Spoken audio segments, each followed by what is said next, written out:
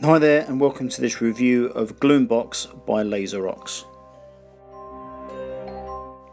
So what we'll do is we'll first of all unbox the game with the insert included, then I'll go through everything kind of individually, and then at the end I'll show you some of the extras that I've printed and made for myself to assist in playing the game that you can do. Okay, so we'll quickly get all this stuff out of the way. So there's all the stuff laid on top. Rulebook, solo scenario. There's your scenario book. All your sealed stuff, town records, the envelopes, player cards and all that kind of stuff. There's your tracker.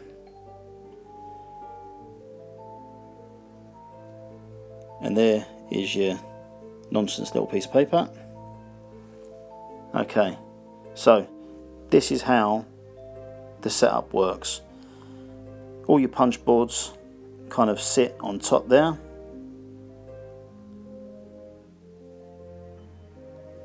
And then everything else in the game is kind of organised into its own individual little box. So, monster box, very nice. There's actually 3 tiers in there, but we'll go through all this stuff individually in a minute. XP, damage, summon, tracker tokens.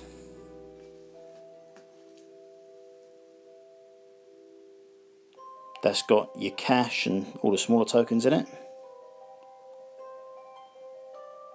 Big map tiles, small map tiles, and some terrain and stuff, traps and stuff.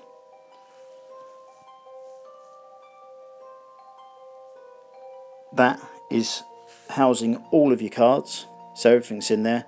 You can see I've done some individual dividers and stuff like that I've printed from Board Game Geek to help as well.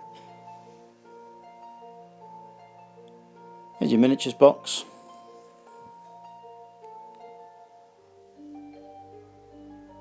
And finally there's one big box that's holding all of your character cards. And kind of just to help myself, what I've done is the icons on one side are the unlocked characters, and the ones on the other side are things that I've yet to unlock.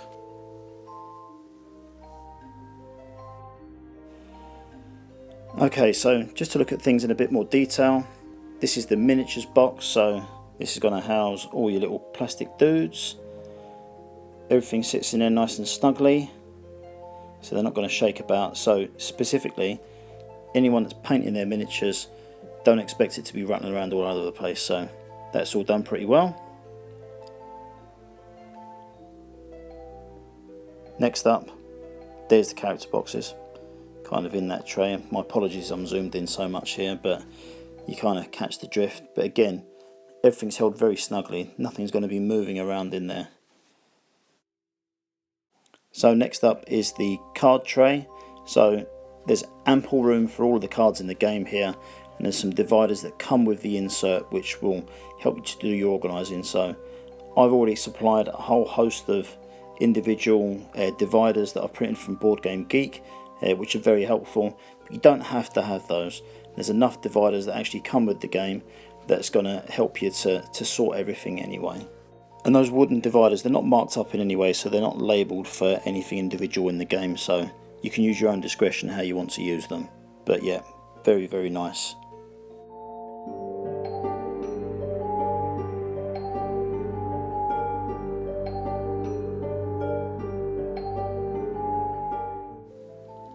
Okay, so next up, small map tiles, and a lot of these individual boxes, kind of the same theme goes throughout. So yeah, if we look at these 3 boxes, we get a similar kind of message inside. So everything's sorted out into its own little location. And again, it's really, really helpful to have the lids on these, because it means that they're not going to shake around and fall out or anything like that. There's so much content in the game that if it hasn't got a lid on it, there's a good chance that you're going to have tokens all over the place. And to be quite honest with you, if this game falls on the floor and goes everywhere, tokens all over the place, it's going to be an absolute nightmare trying to get it all sorted back into where it needs to be. So yeah, there's some of the terrain and that kind of thing. Here's the traps and a few other stuff. Again, everything's got its own individual home, so yeah, very, very impressive. Love these little trays. Okay, so next up, XP, damage, summon, tracker tokens. So again, when we look in here, there's all the little tokens we need to kind of track our performance throughout the game, as well as tracking sort of damage on enemies and that kind of thing. So again, very nicely laid out, very easy to find things in there. Nothing in this game is too small to kind of get your fingers in and grab hold of things, so nothing really impedes what you're trying to do.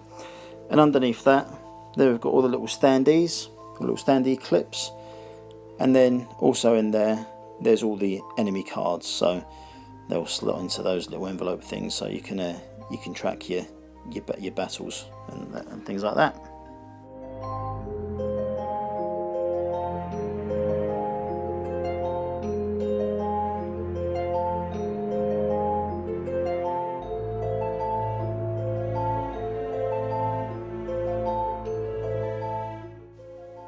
Okay, so in this little tiny insert here, we've got all of the tokens that we need for our cache, along with any of the really tiny small tokens that are in the game.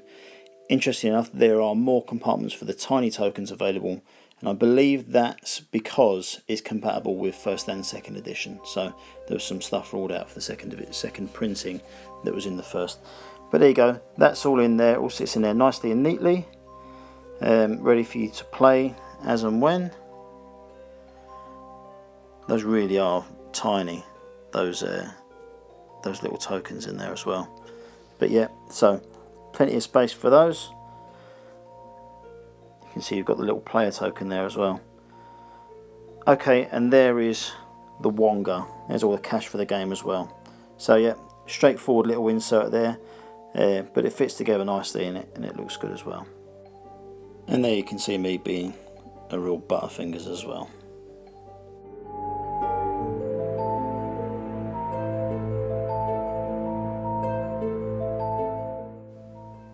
And finally, here's my favourite part of the insert, the thing that is going to make the game much easier to play and organise and that kind of thing, and that's the monster box.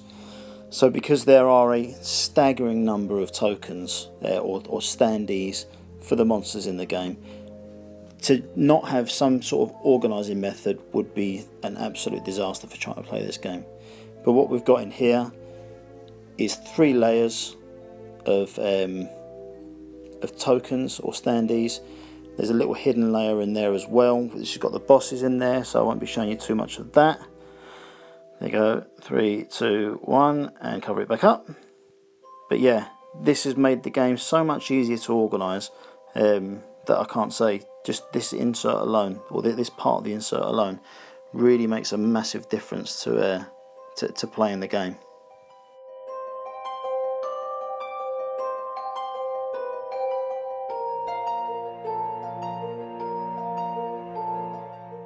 So to sum up kind of the Gloombox by Laserox as a whole, I'm personally not a big fan of buying inserts for games if I don't have to, and I think everyone's much the same.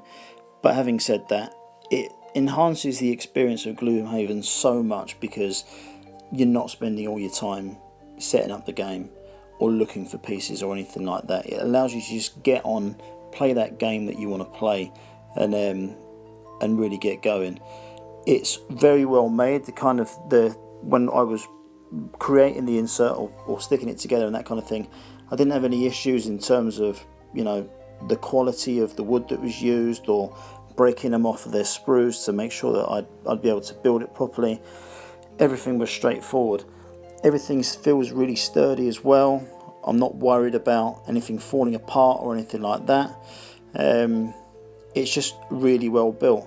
In terms of comparing it to the other inserts for Gloomhaven, the Daedalus one or the Broken Token one or the Meeple Realty one, I would say that they all do the same job. They're all much of a muchness, and I wouldn't, if you're looking for one, I wouldn't pass this by at all. It's a really good insert. It's actually I'm going to be looking to Laserox even more, because they seem to be an up and coming company. So I'm hoping they're going to be building more inserts and getting more content out for us there over the next few years. But yeah, really excellent insert. Really enjoyed building it, really enjoy using it, and yeah, it's been an absolute pleasure. So absolute thumbs up from me. But don't go anywhere, and I'll show you a few of the extra things that I've done to enhance the gameplay side of things.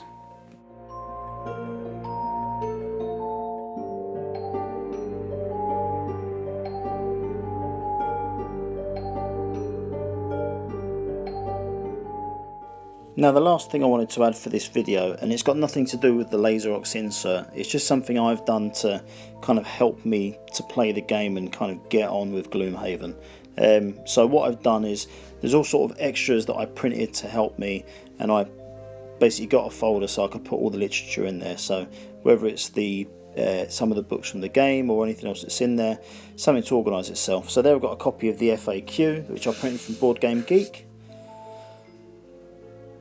There's the Sinister Fish Gloomhaven removable stickers. That's a player guide that I had printed from Board Game Geek as well.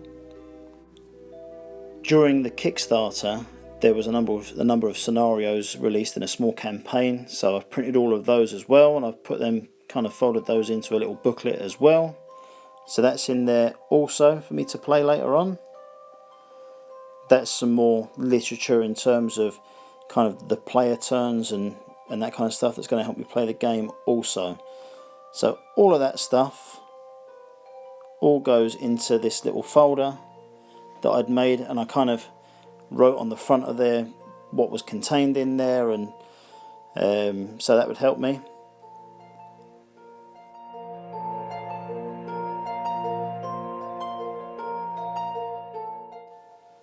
Also in there I had my little tracker, any of the envelopes from the game,